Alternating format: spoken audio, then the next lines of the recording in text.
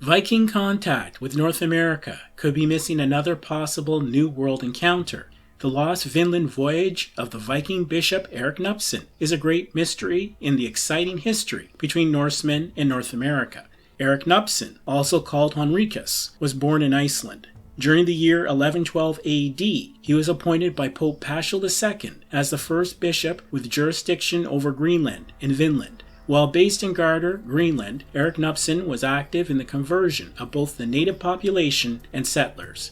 Then, in 1121 AD, he began a voyage he needed to make with great urgency. Currently, here is where the mystery of the Lost Viking Bishop Voyage to Vinland begins. Despite limited information, the expedition of Bishop Erik Gnupsson has drawn increasing interest because of its potential implications for both Viking and North American history. This is why the vital question of what happened with the bishop's voyage to Vinland needs to be answered. We know the Church was aware of Vinland's existence decades before the appointment of Erik Gnupsson by Pope Paschal II. This was due to the fact that Adam of Bremen, the German medieval chronicler, mentioned Vinland in the document titled Deeds of Bishops of the Hamburg Church. This chronicle was written between 1073 to 1076 AD, where he mentions the following information. Start of quote. Moreover, he, Seven Estridsson, king of Denmark, spoke of an island in that ocean beyond Iceland that has been discovered by many, which is called Vinland, for the reason that vines grow wild there, which yield the best of wine.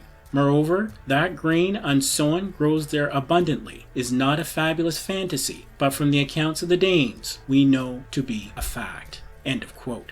After reading this quote, a number of interesting implications may be learned. First, Adam of Bremen mentions Vinland was discovered by many, which suggests in those times Vinland was not visited on a few isolated journeys. Next, even with this information, there was no attempt to establish church administration for Vinland until 4 decades later. This leads MedievaltoModern to ask if during that period, Vinland grew enough to justify becoming part of a diocese. By implication, could the establishment of more than one settlement in Vinland have justified Pope Paschal II's decision? Erik Gnupsson probably heard a few stories about Vinland while residing in Iceland, further sparking his interest with this New World location. Since 986 AD, when Bjarni Herjolfsson spotted land further west after drifting off course from his intended destination of Greenland, Vinland was always part of Viking visions for settlement.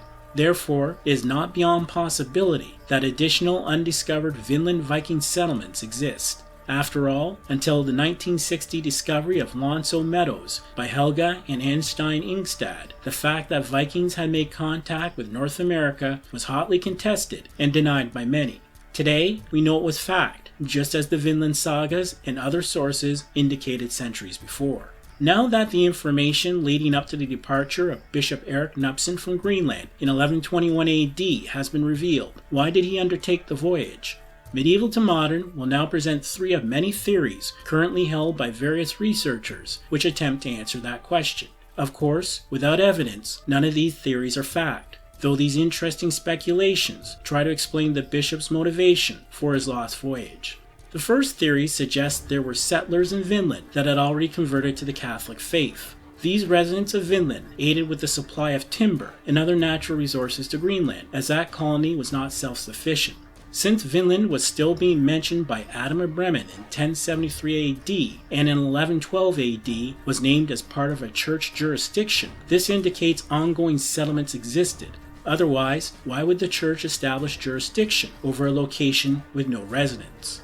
Furthermore, they suggest that since the days of Leif Erikson, who first visited Vinland around 1000 AD, a Viking presence has survived there for decades. These Viking residents remained despite the departures of fellow settlers, first encounters with Native Americans, and internal struggles. Therefore, as part of his administrative duties, Bishop Erik Gnupsson was called to Vinland for missionary work and looking after faithful followers residing in Vinland. The second theory we shall mention concerns practical matters. According to some researchers, there is information about Erik Gnupsson writing to the bishopric of Iceland that he wanted to go to Vinland and investigate issues related to the regular supply of timber to Greenland. Even from the time of Leif Erikson, Markland and Vinland were known to host an abundant supply of timber. Greenland at that time could have been desperately in need of resources, and the bishop had to make the journey to secure what was required. The third theory deals with clerical matters. Erik Gnupsson was compelled to visit Vinland because of followers requiring his presence for a number of reasons. These included loss of faith by some settlers, a need to convert fellow Norsemen, and dealing with an increase in pagan beliefs by some settlers with an aversion to church faith. This theory also suggests there was no significant intention to convert Native Americans, as relations were still quite tense. Having presented a number of reasons for the lost voyage of Viking Bishop Erik Gnupsson, we can now mention a few theories concerning the outcome of this voyage. Let us immediately state the obvious one, which is that the ship never arrived in Vinland, having been lost at sea. Since there is little to no evidence to confirm this fate or any other theory, it remains a possibility. The next theory we will mention assumes Bishop Erik Gnupsson did arrive in Vinland and stayed on with an existing Vinland settlement. There he remained for the rest of his days, resigning his post in Greenland and doing missionary work in the New World until he passed on. A third theory offered by some researchers states that Erik Gnupsson stayed on for a while in Vinland before returning to Gardar. Furthermore, it is suggested that he relinquished the bishopric through a letter to Greenland in 1122 AD before either returning there or staying on in Vinland. In the former case, they say Erik Gnupsson assumed a lesser role in the church upon return, which is why nothing further is written about Erik Gnupsson in Icelandic chronicles or church documents.